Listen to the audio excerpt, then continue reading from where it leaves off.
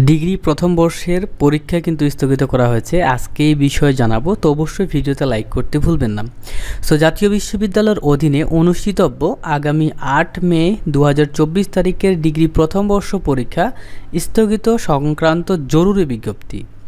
সংশ্লিষ্ট সকলকে জানানো যাচ্ছে যে জাতীয় বিশ্ববিদ্যালয়ের অধীনে আগামী ৮ মে ২০২৪ তারিখে অনুষ্ঠিতব্য ২০২১-২২ শিক্ষাবর্ষের ২০২২ সালের ডিগ্রি পাস ও সার্টিফিকেট কোর্স প্রথম বর্ষ পরীক্ষা অনিবার্য কারণে স্থগিত করা হলো।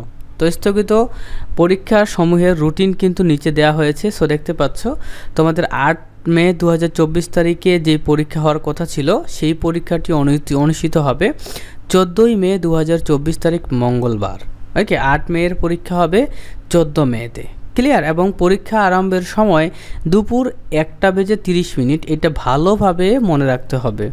তো আপনাদের ৮ মেতে পরীক্ষা হওয়ার কথা ছিল গণিত দ্বিতীয় পত্র, গ্রন্থাগার ও তথ্যবিজ্ঞান দ্বিতীয় পত্র এবং উচ্চাঙ্গ সঙ্গীত দ্বিতীয় পত্র।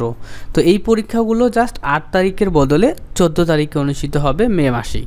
তো এই ছিল ভিডিও, একটি লাইক করে দিবেন এবং পরবর্তী যেই পরীক্ষাগুলো যেমন ছিল সেই পরীক্ষাগুলো কিন্তু সেরকমই থাকবে, শুধুমাত্র ৮ তারিখেরটি পরিবর্তন করা হয়েছে।